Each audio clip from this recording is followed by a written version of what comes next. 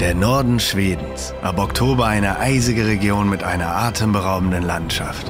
Auf uns warten Schlittenhunde, Nordlichter und sogar ein Eishotel. In dem riesigen Land gibt es aber noch viel mehr zu entdecken. Also schnappen wir uns in Stockholm ein Auto und fahren zum Polarkreis.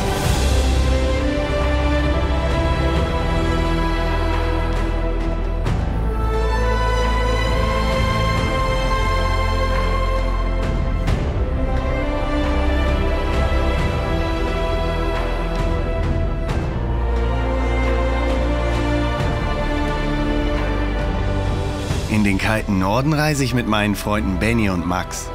Mein Name ist übrigens Valentin. Man nennt mich auch Sarazar. Wir starten einen 1500 Kilometer langen Roadtrip durch die unglaubliche Weite des Landes, in der Hoffnung, die legendären Nordlichter zu sehen.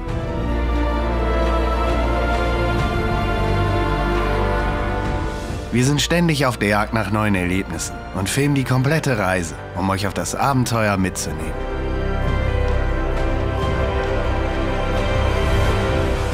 Unser Roadtrip dauert 9 Tage und beginnt in Stockholm. Wir entdecken die Hauptstadt Schwedens und radeln durch umliegende Wälder.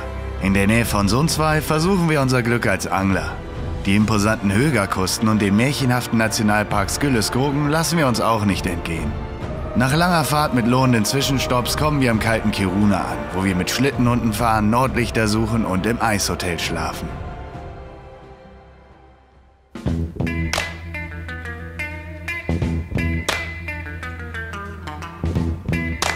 Stockholm ist die größte Metropole Schwedens und wurde auf 14 Inseln gebaut. Dank den vielen Buchten und historischen Gebäuden hat die Millionenstadt eine besondere Atmosphäre. Die wollen wir genießen und mehr über die Geschichte des Landes erfahren.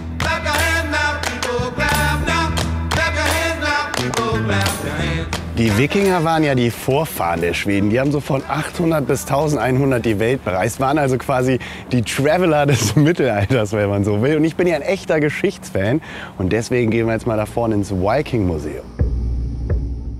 Die Nordmänner waren nicht einfach nur Piraten, sondern echte Fernreisende mit Handelsbeziehungen bis in den Orient. Und das alles mit Drachenbooten, egal bei welchem Wetter.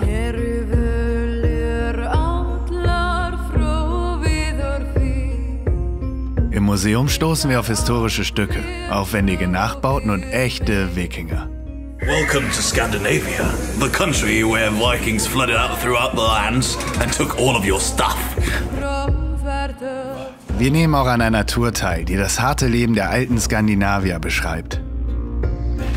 Unter den Clans gab es öfter mal was auf den Deckel. Ein Grund, warum so viele ihr Land verlassen haben, um Orte wie Island oder Grönland zu entdecken.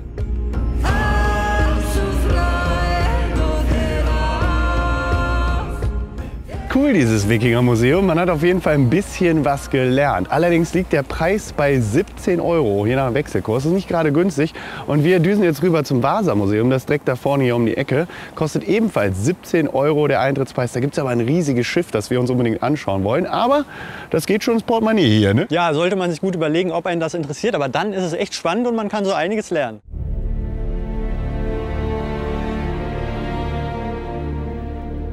Das Vasa-Schiff ist riesig und lässt uns staunen. Der Bau der Galeone muss ein gigantisches Projekt gewesen sein, für das über 1000 Eichen gefällt wurden. Die Jungfernfahrt des Schiffes im Jahr 1628 dauerte allerdings nur 20 Minuten. Wegen einem Konstruktionsfehler sank die Vasa beim ersten größeren Windstoß. Geborgen hat man das Wrack erst im Jahr 1961. Ein wahrer Schatz. Ich fand es wirklich mega beeindruckend, vor diesem riesigen Schiff zu stehen. Wenn man sich vorstellt, wie die das früher bemalt haben, mit diesen ganzen Farben in dieser Zeit, das ist, glaube ich, für Leute, die da gelebt haben, ein Lebenshighlight gewesen, sowas zu sehen. Ja, und wie viel Arbeit diese ganzen Schnitzereien gewesen sein müssen. Und die können ja jederzeit von der Kanonenkugel zerstört werden. Das finde ich echt beeindruckend. Und nach den 2 Museen gehen wir jetzt mal in die Stadt und uns noch mehr angucken.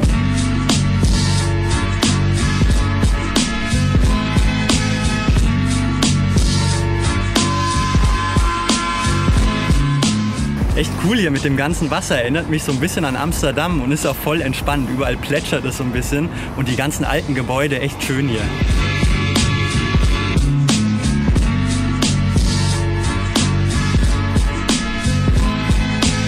Die Altstadt ist super schön. Es gibt kleine Gassen, schöne kleine Cafés und Boutiquen. Man kann hier nett sitzen und shoppen.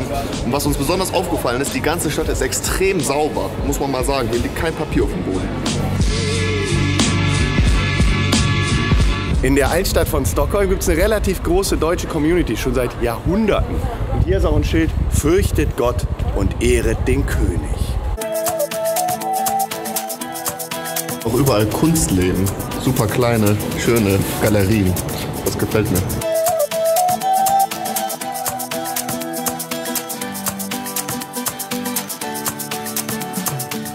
Das Wetter wird langsam ein bisschen regnerischer und wir haben uns jetzt mal zum Stadthus zurückgezogen. Ist das Rathaus und hier heiraten auch ganz viele Leute.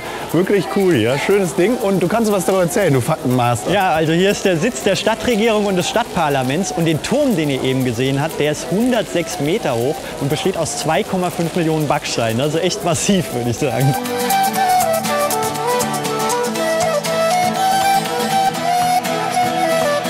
In Stockholm regnet es noch. Ganz im Norden werden wir nur noch Schnee sehen.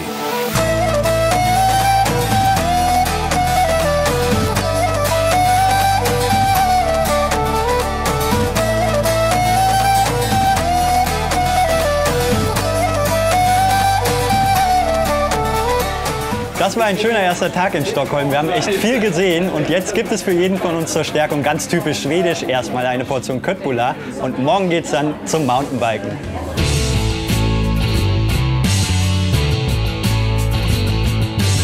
Wir sind jetzt ins Umland von Stockholm gefahren und haben uns ein paar Mountainbikes organisiert. Man kann natürlich auch verschiedene Touren machen, aber wir erkunden die Wälder hier jetzt mal auf eigene Faust. Und in Schweden gibt es ja über 60% Wälder, also sehr viel zu erkunden. Und ein bisschen Action ist mit dem Mountainbike natürlich auch dabei. Deswegen, wer fällt als erstes auf die Nase? Ich nicht. Ja, klar. Was wird schon los? Ganz ruhig, ganz ruhig. I won't get to get what I'm after till the day I die. Oh, ganz schön glitschig hier mit dem ganzen Lauf, da muss man ganz schön aufpassen.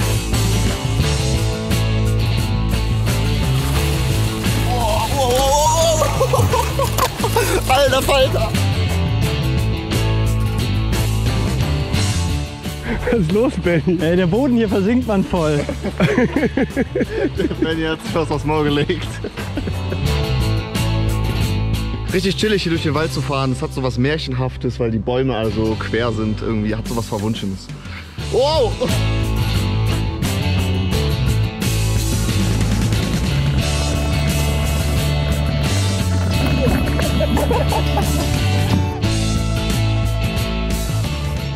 Wir haben echt viel Spaß mit den Bikes. In Schweden wird es im Herbst aber gegen 15, 16 Uhr dunkel. Unser Ausflug dauert also knapp 4 Stunden.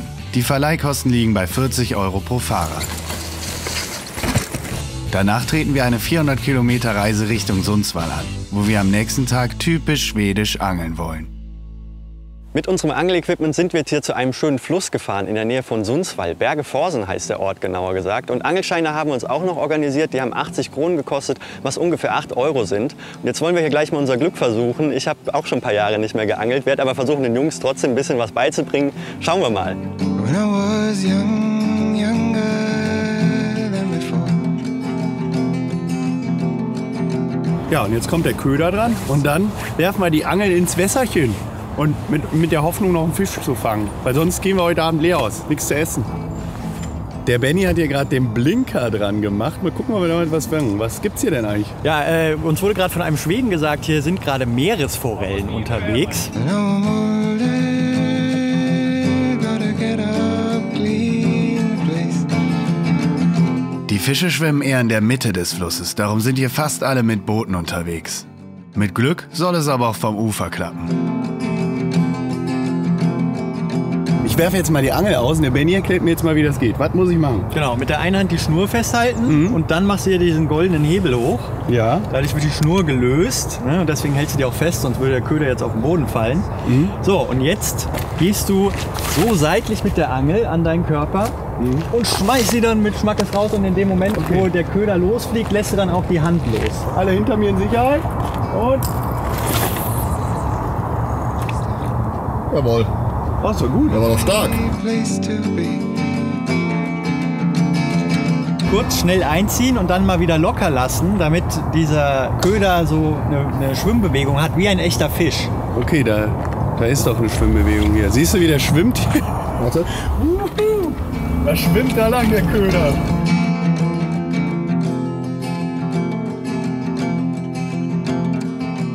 Ich glaube, da hat einer angebissen. I was strong, strong in the sun.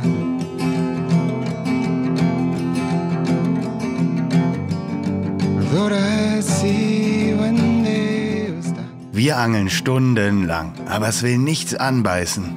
Es scheint einfach nicht so ein guter Tag zu sein gerade.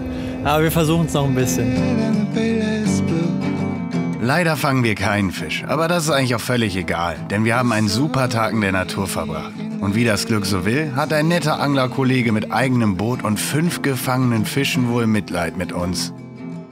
Der nette Manni hat uns noch einen Fisch geschenkt. Da können wir immerhin mal testen, wie die schmecken heute Abend. Kleiner Trostpreis.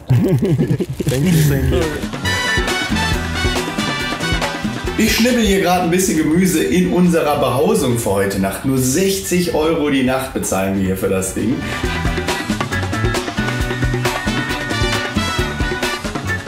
Ja, und hier bereiten wir jetzt mal unseren Fisch zu. Wir haben uns auch noch viel Gemüse gekauft, ein bisschen Fleisch, noch ein bisschen dazu. Da bin ich mal gespannt.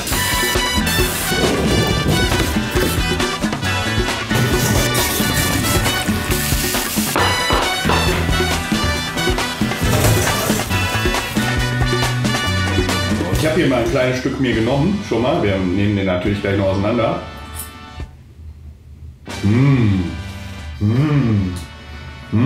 Da muss ich aber auch mal probieren. Richtig lecker. Los!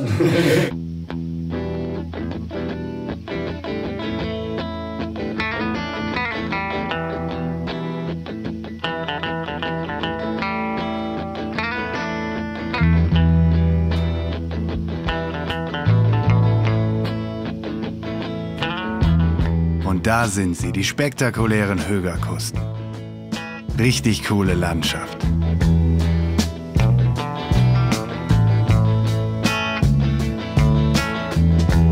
Be on my side, I'll be on your side, baby. There is no reason for you to hide. Was für ein tolles Naturpanorama hier. Die Sonne kommt sogar zum Vorschein hier im hohen Norden, lässt sie sich ja eher selten blicken. Und ihr habt es ja gerade schon gesehen, die Högerkusten. Wunderschöne Ecke hier mit den ganzen Seen und den Buchten und so weiter. Toll sieht das einfach aus. Und wir sind jetzt auf jeden Fall beim Nationalpark Skylle-Skogen. Der ist ungefähr 1,5 Stunden von Sundsvall entfernt. Und hier gehen wir jetzt auf Wanderschaft, denn da gab es einige krasse Bilder von der wunderschönen Natur. Und da wollen wir uns jetzt mal selber überzeugen.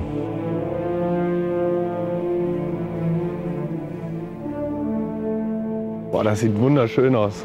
Ich finde das total geil, wenn die Bäume so mit Moos bewachsen sind und diese ganzen Felsen hier auch. Und hier soll es ja mehrere 100 Jahre alte Bäume auch geben. Also, weiter rein in den schönen Wald.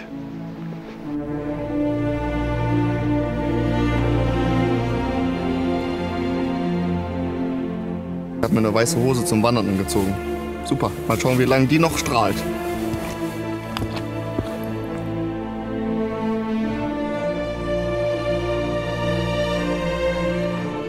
Wie cool das hier mit dem Moos aussieht. Und das fühlt sich auch total weich an, wenn man da rüber geht. Und gleich kommen noch ein paar Elfen und Trolle um die Ecke, denn hier kommen ja die nordischen Sagen her. Echt cool.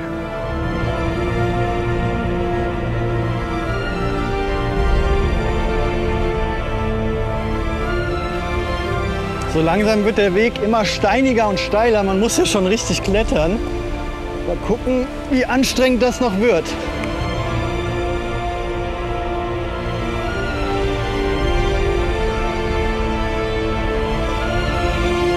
Diese Steine sind alle total rund und das liegt daran, dass die vor 8000 Jahren von dem Meer rundgelutscht wurden. Hier war also alles voller Wasser früher.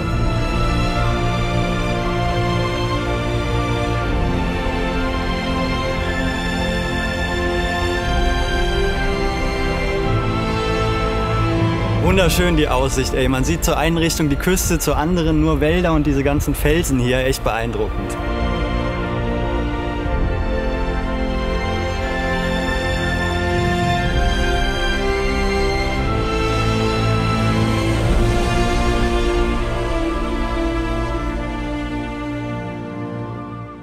Alter Schwede. In dieser Schlucht ist schon klasse, ne? Sieht doch Hammer aus, wie hier alles eingebrochen ist. Echt richtig, richtig cool. Aber ihr seht schon, es wird verdammt dunkel. 3, 4 Uhr geht halt die Sonne hier unter in Schweden. Vor allem im hohen Norden, da wird es ja immer früher dunkel. Deswegen hier noch ein bisschen die Natur genießen und dann geht's im Dunkeln zurück. Müssen wir aufpassen.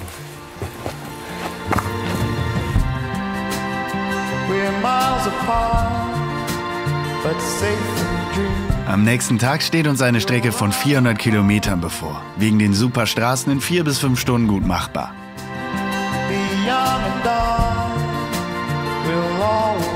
Die Kosten für Benzin und Mietwagen sind ein bisschen höher als in Deutschland. Es lohnt sich aber auf jeden Fall.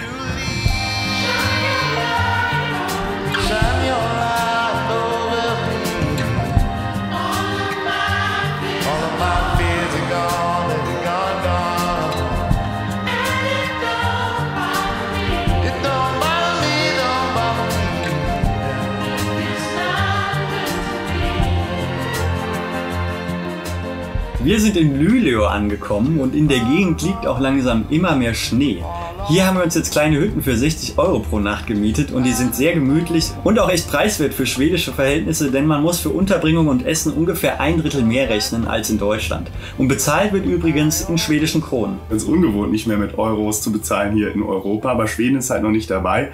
Und hier die Schweden, die sind auch super freundlich. Der Besitzer dieser Hütten, der hat uns eben noch ein Lagerfeuer gemacht, ganz viel erzählt, super nett. Ja, und morgen geht's dann weiter nach Kiruna, dem Ziel unserer Reise. 6 Stunden Fahrt stehen da an und da werden wir natürlich noch jede Menge erleben. Das wird richtig cool.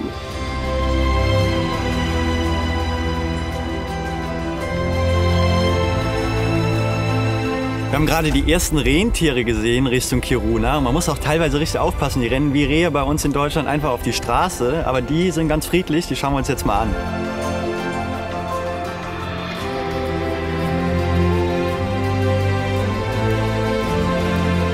Guck mal da runter!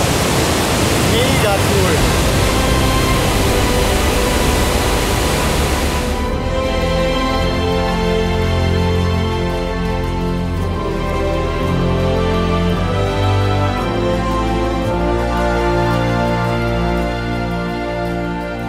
Es wird immer kälter, umso nördlicher wir kommen. Jetzt sind wir hier an einem vereisten See. Bisschen Schlittschuhlaufen, Max? Nee, das geht nicht. Aber das sollte man auch niemals tun, auf so einen See gehen, der vereist ist, wenn man sich da nicht auskennt und weiß, wie tief das zugefroren ist. Das ist sehr gefährlich.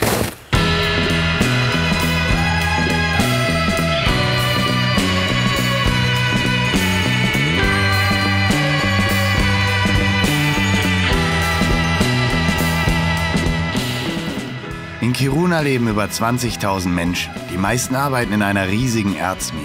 Als wir in der Stadt ankommen, erscheinen tatsächlich Polarlichter am Himmel, die leider schnell wieder verschwinden. Also testen wir jetzt mal Rentierfleisch im wohl nördlichsten Streetfood-Restaurant Europas. Nicht unbedingt mein Fall, erinnert ein bisschen an Hirsch. Beim Pölten in der Nähe des Ortes hoffen wir dann auf weitere Nordlichter. Die Jungs haben mich hier zum Polarlichtbeauftragten erkoren und deshalb habe ich mir ein paar Apps runtergeladen. Die kann man sich kostenlos einfach im App Store oder sonst wo runterladen. Die Wahrscheinlichkeit, dass wir Polarlichter überhaupt zu sehen kriegen, liegt gerade bei 42%. Es ist ein Glücksspiel, sage ich mal, aber die Chancen stehen heute am besten.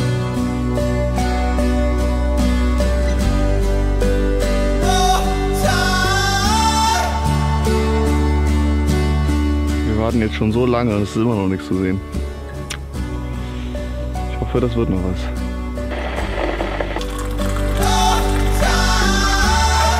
Das ist das Wetterradar, auf dem wir sehen können, ob Wolken vorbeiziehen oder nicht, um zu erkennen, dass wir jetzt nochmal ein Zeitfenster haben von 15 Minuten, wo quasi es möglich wäre, Polarlichter zu sehen.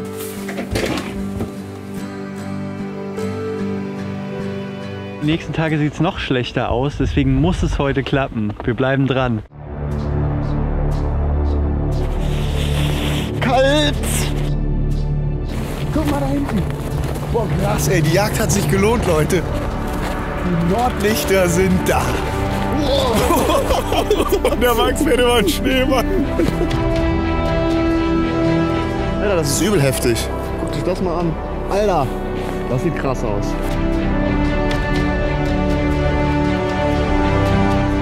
Deswegen sind wir hier hingekommen und jetzt ist es soweit. Das sieht aus wie von einem anderen Stern oder so.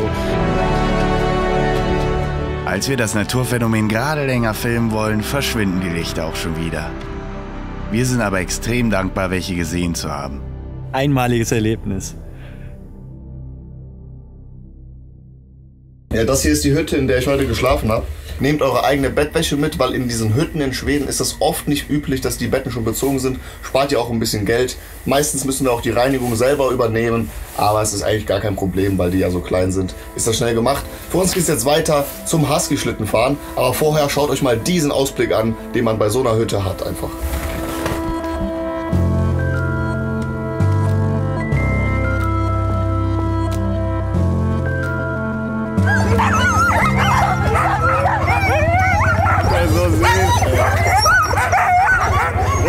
Wir haben heute Rollen auf dem Schlitten, weil es liegt noch nicht ganz so viel Schnee. Das ist dann einfacher für die Tiere. Und wir sind so laut, wir haben richtig Bock.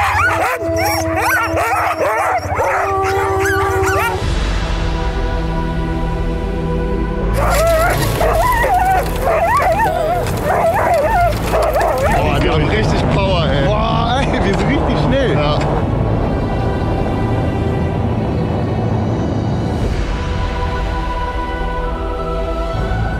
The dogs, they really like it, eh? Yeah, look at them. I have to stop them from going too hard. Die Sonne strahlt, die Hunde ziehen, die Natur, die Luft, einfach alles so frisch. Hammer.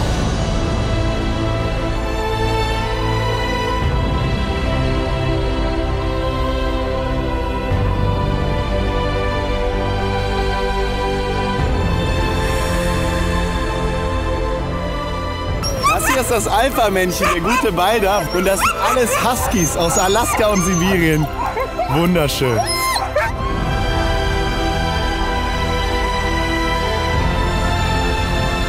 Der Max, der taut gerade seine Füße auf hier. Nicht, dass sie anfangen zu brennen, Max. Ja, ich würd die Füße am liebsten direkt in die Flammen halten, so kalt sind die Zehen. Das Feuer ist echt praktisch. Uns wird hier nämlich gerade ein heißes Getränk gemacht, damit wir uns auf halbem Wege ein bisschen aufwärmen können. Ich finde, es ist auf jeden Fall ein sehr cooles Erlebnis, mit den Hunden hier durch den verschneiten Wald zu fahren. Und besonders, weil es im Vergleich zum Schneemobil keine Motorengeräusche gibt und so und man sich noch naturverbundener fühlt.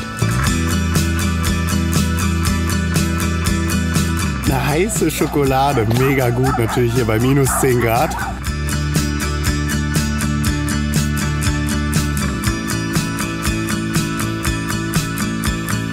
Jetzt müssen die Hunde ein bisschen kämpfen, jetzt geht es gerade bergauf und die geben Vollgas, geben volle Action. Ich glaube, das ganze Rentierfleisch gestern war keine gute Idee.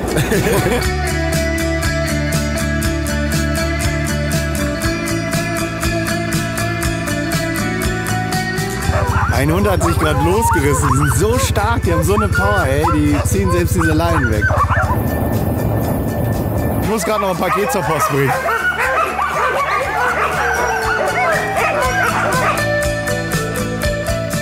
Eine 4-stündige Tour kostet knapp 140 € pro Person. Die Zeit vergeht aber wie im Flug.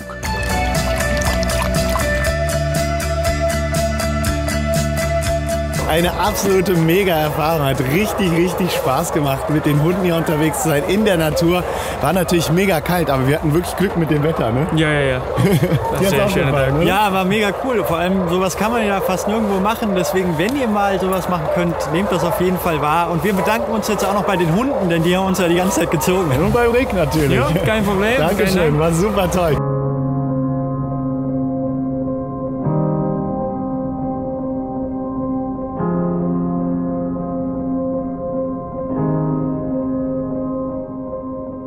Wir sind jetzt im weltberühmten Eishotel angekommen und hier sieht es wirklich spektakulär aus mit diesen ganzen Skulpturen. Hammer, oder? Ja, das ist total verrückt. Hier ist jeder Raum individuell gestaltet worden von verschiedenen Künstlern. Die Sachen sind noch beleuchtet. Das ist einfach ein riesiges Kunstwerk, in dem man einfach schläft. Ja, und kalt ist es hier auch. Wir haben ja heute noch nicht genug gefroren. Deswegen haben wir uns gedacht, komm, wir schlafen heute mal hier. Ist natürlich ein weltberühmter Ort und ein besonderer Ort. Deswegen wollten wir das mal machen. Allerdings ist der Preis auch nicht ganz günstig. Mit 450 € pro Zimmer, was wir uns heute zu dritt teilen. Und jetzt werden wir uns mal die umliegenden Zimmer so ein bisschen anschauen. Und dann bin ich mal gespannt, wie wir heute Nacht hier schlafen werden. Ja, kalt wahrscheinlich.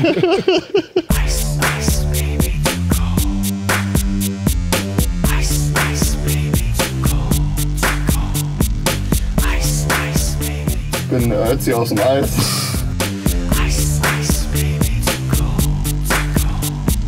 Kleiner Tipp, bis 17 Uhr können sich Besucher die Räume anschauen, ohne Gast im Hotel zu sein.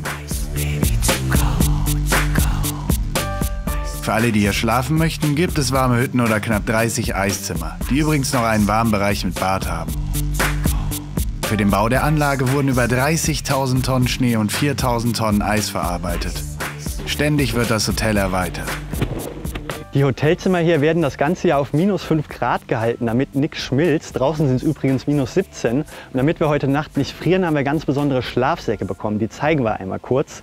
Da haben wir nämlich innen drin einen Leinenschlafsack und außenrum noch mal einen ganz dicken Schlafsack. Mehrere Schichten also, damit sich die Luft auch erwärmen kann. Und innen drin haben wir einmal eine Mütze für den Kopf, weil der wird am ehesten kalt. Und einen Handschuh, aber nicht für die Hände, sondern da soll man sein Handy reintun, damit das in der Nacht nicht ausgeht, weil es so kalt ist. So, und dann gibt es hier noch ganz viele Verschlüsse um den Kopf rum und am Ende gucken dann nur noch Nase und Mund raus. Das testen wir gleich mal und werfen uns jetzt ins Bett.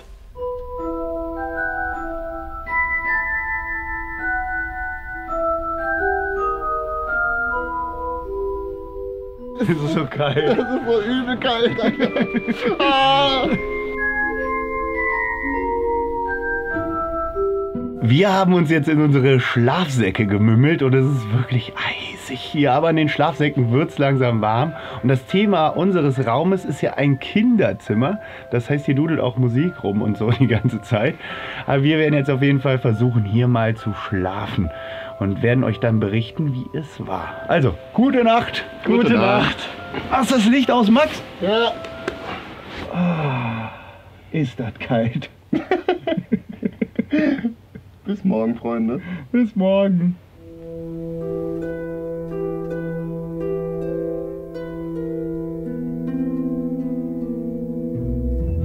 Hallo. Aufstehen. Schlaferfahrung. Naja, reden wir gleich noch drüber.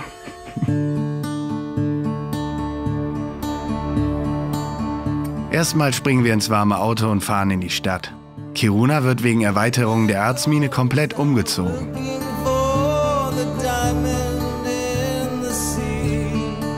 Der verantwortliche Konzern verschiebt den ganzen Ort ein paar Kilometer nach Osten.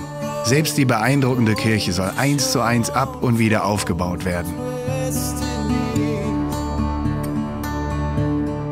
Das war eine Nacht, sage ich euch, im Eishotel. Echt cool, das mal zu erleben. Allerdings würde ich da auch nur eine Nacht schlafen. Also ich könnte mir jetzt nicht vorstellen, eine Woche zu verbringen, weil wir sind schon ein bisschen gerädert, ne? Ja, auf jeden Fall. Wir haben aber jede Menge erlebt auf diesem Roadtrip. Das war wieder der Hammer, ne? Ja, richtig cool. Wir waren in Stockholm, eine richtig schöne Stadt, muss man sagen. Wir waren angeln, wir waren wandern im Nationalpark, mit Huskies fahren und Nordlichter haben wir auch gesehen. Das muss ich erstmal alles verarbeiten. Ja, war echt cool. Was war dein Highlight? Mein Highlight war auf jeden Fall die Nordlichter. Also das war eindrucksvoll ohne Ende. Und was mir besonders gut gefallen hat, waren die Schweden an sich. Die waren alle super freundlich und offen. Wir haben niemanden getroffen, der irgendwie mal ein bisschen unfreundlich war oder so.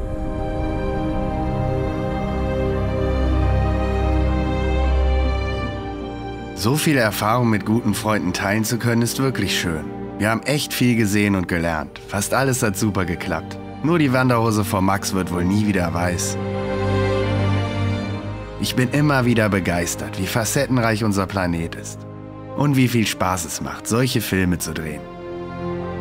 Falls euch unsere Reise gefallen hat, dann haut den Daumen nach oben und lasst gerne ein Abo da. Bei WDR Reisen auf Instagram gibt es wie immer noch weitere Beiträge zum Trip.